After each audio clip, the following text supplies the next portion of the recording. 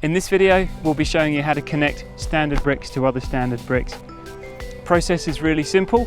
Make sure that all the bungs are aligned in the same direction and the tabs on the corners align in the order of 4, 3, 2, 1. I'll show you quickly how to attach standard bricks to standard bricks. To do that, we'll be using a short pin, a FloatBricks wrench, and if you choose, a rubber mallet.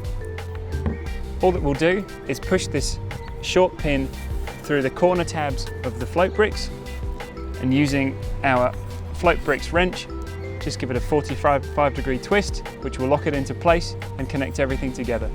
With that, you'll have it done in minutes.